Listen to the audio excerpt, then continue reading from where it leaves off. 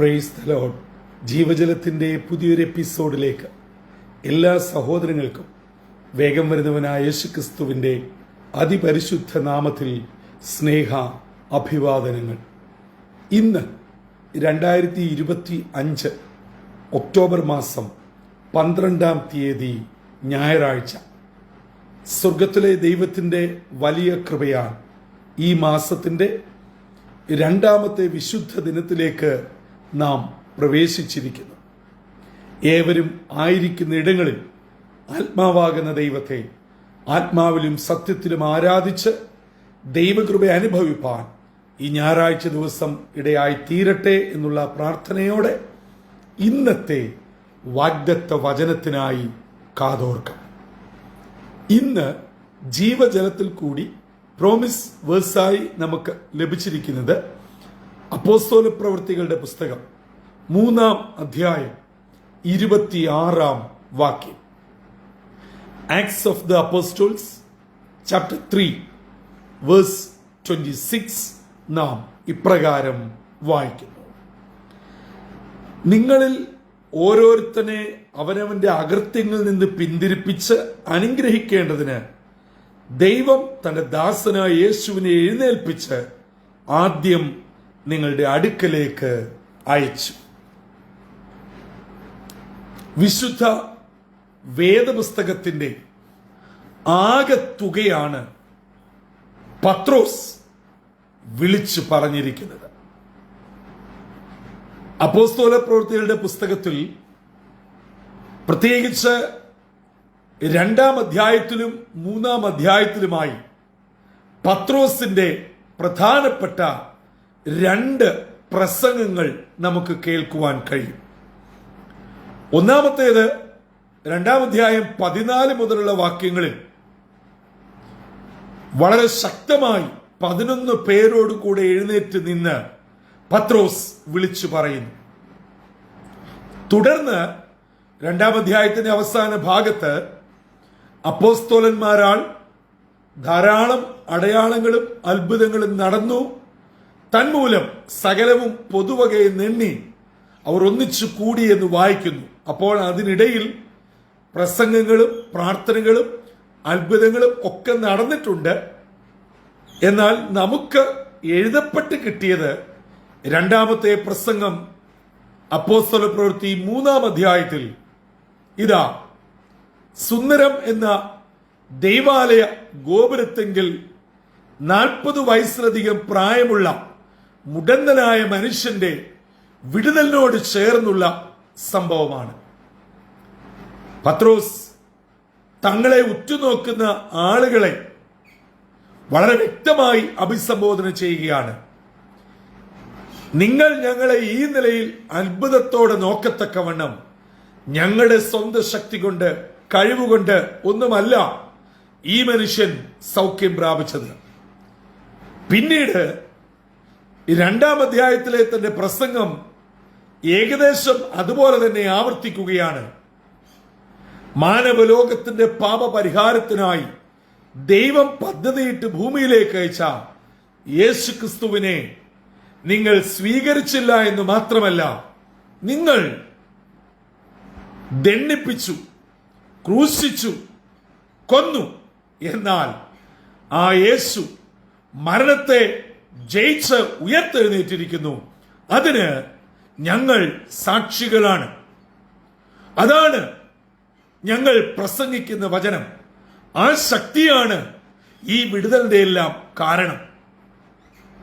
ഈ യേശു ഈ നിലയിൽ ലോകരക്ഷകനായി വരുമെന്ന് പ്രവാചകന്മാർ വിളിച്ചു പറഞ്ഞു.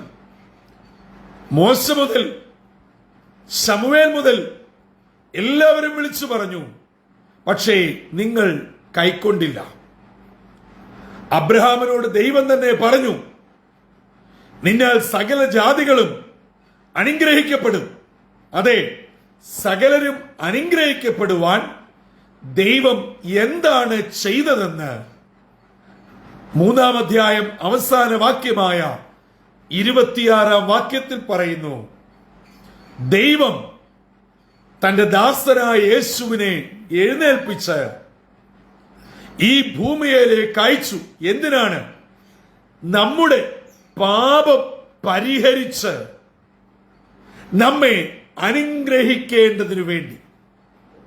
ഈ വിശുദ്ധ ദിനം അതിരാവിലെ ആരാധനയ്ക്കായി പോകുവാൻ തയ്യാറായി നിൽക്കുന്ന ദൈവമക്കളെ, ഇന്ന് ദൈവത്തിന്റെ പരിശുദ്ധാത്മാവ് നമ്മോട് പറയുകയാണ്, യേശു ഈ ഭൂമിയിലേക്ക് വരുവാൻ ദൈവം വഴിയൊരുക്കിയത് എന്റെയും നിങ്ങളുടെയും ആർക്കും മായ്ക്കുവാൻ മോചിക്കുവാൻ പറ്റാത്ത സകലവിധ പാപങ്ങൾ, എത്ര പഴകിയതും എത്ര ശീലിച്ചതും എത്ര ശ്രമിച്ചിട്ടും പോകാത്തതുമായ ഏതുവിധ പാപങ്ങൾ പോക്കി എന്നെയും നിങ്ങളെയും അനുഗ്രഹിക്കേണ്ടതിന് വേണ്ടിയാണ്.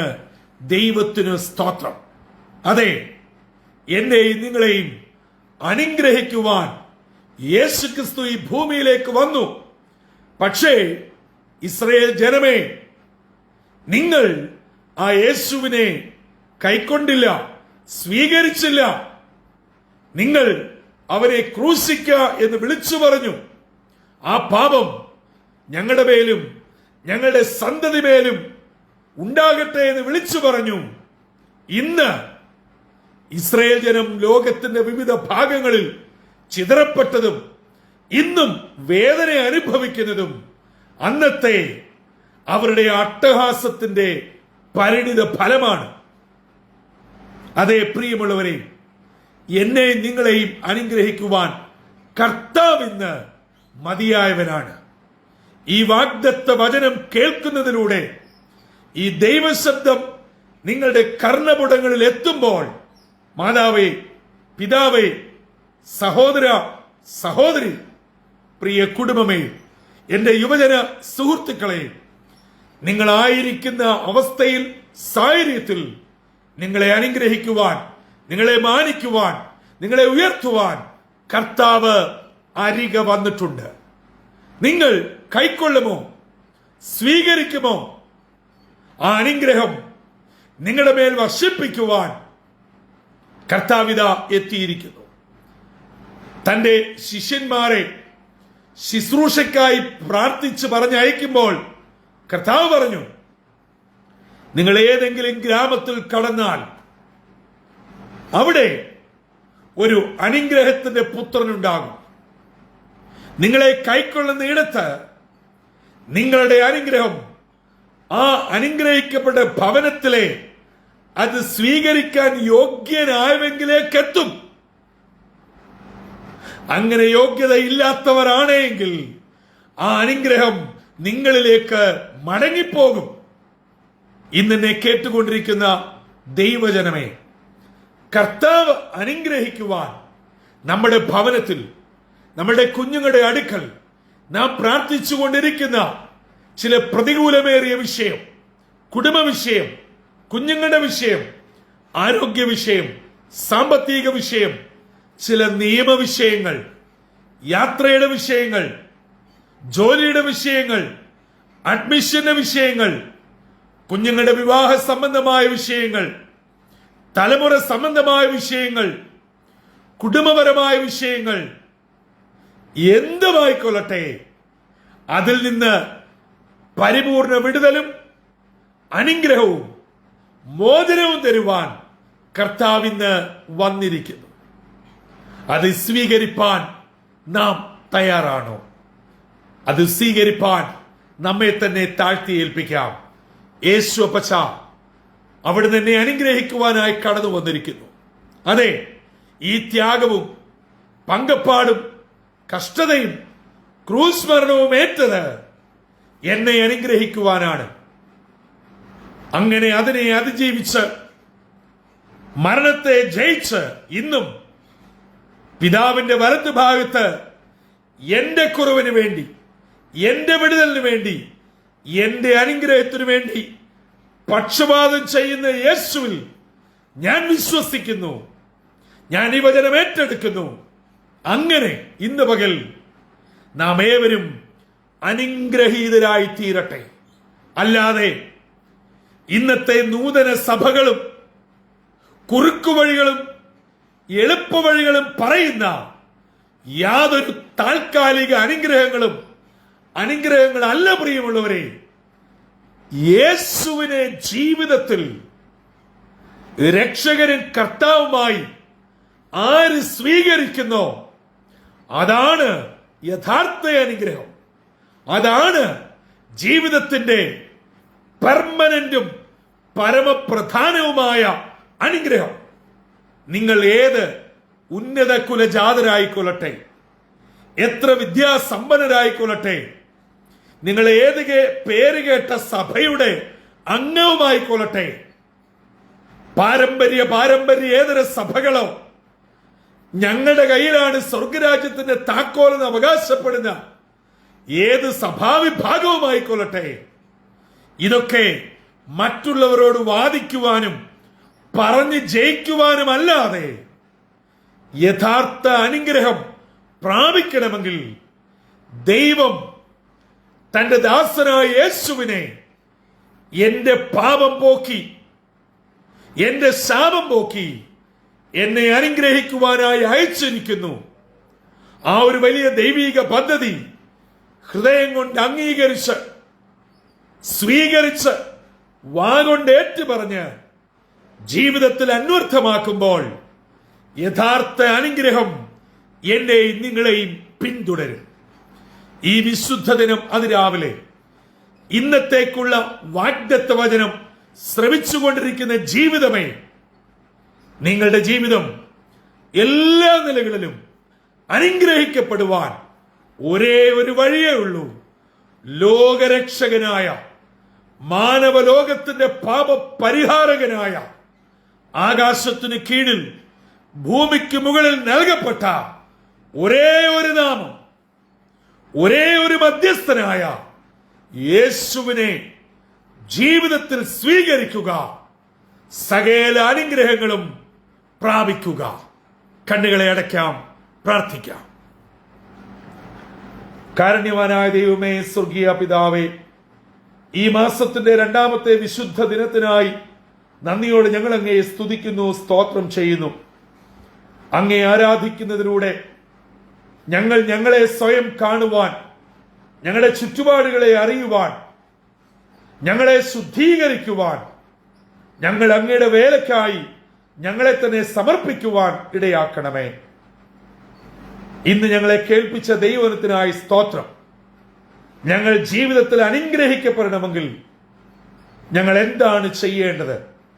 അനുഗ്രഹത്തിന് വേണ്ടി ഇന്ന് മനുഷ്യൻ ജാതിമത ഭേദമന്യേ ഓടി നടക്കുമ്പോൾ യേശുവിനെ ഹൃദയത്തിൽ സ്വീകരിച്ചാൽ സകല അനുഗ്രഹവും പ്രാപിക്കുമെന്നുള്ള സ്വർഗീയ സൂത്രവാക്യം ഞങ്ങളുടെ ജീവിതത്തിൽ പ്രാവർത്തികമാക്കുവാൻ ഇടയാകണം. ഇന്ന് വചനം കേട്ട് തങ്ങളെ തന്നെ ഏൽപ്പിക്കുന്നതിന്റെ മക്കളെ അവിടുന്ന് കൈക്കൊള്ളണം. സ്വർഗീയ കൃപകളാലും സകല നന്മകളാലും നിറച്ച് അനുഗ്രഹത്തോടെ നടത്തണമെന്ന് യേശു ക്രിസ്തു മൂലം അപേക്ഷിക്കുന്നു. കൃപയോടെ കേൾക്കുമാറാകണമേ. ആമീൻ, ആമീൻ, ആമീൻ. പ്രിയ ദൈവജനമേ, ലോകമിന്ന് അനുഗ്രഹം തേടി എന്തും ചെയ്യുവാൻ തയ്യാറായി ഓടി നടക്കുകയാണ്. എന്ത് കർമ്മ ആചാര അനുഷ്ഠാനങ്ങൾക്കും തയ്യാറുമാണ്. ഒരു രൂപ പോലും മുടക്കാതെ, ഒരു യാത്ര പോലും ചെയ്യാതെ നിങ്ങളായിരിക്കുന്ന ഇടങ്ങളിൽ ലോകരക്ഷകനായ, എന്റെ വീണ്ടെടുപ്പുകാരനായ യേശുവിനെ ഹൃദയത്തിൽ സ്വീകരിക്കുക. ജീവിതം കർത്താവിനായി വിട്ടുകൊടുക്കുക. നിശ്ചയമായും അനുഗ്രഹം പ്രാപിച്ചിരിക്കും. കർത്തൃ ശുശ്രൂഷയിൽ നിങ്ങൾക്കൊപ്പം brother Santhosh Kodukulanji. God bless you all.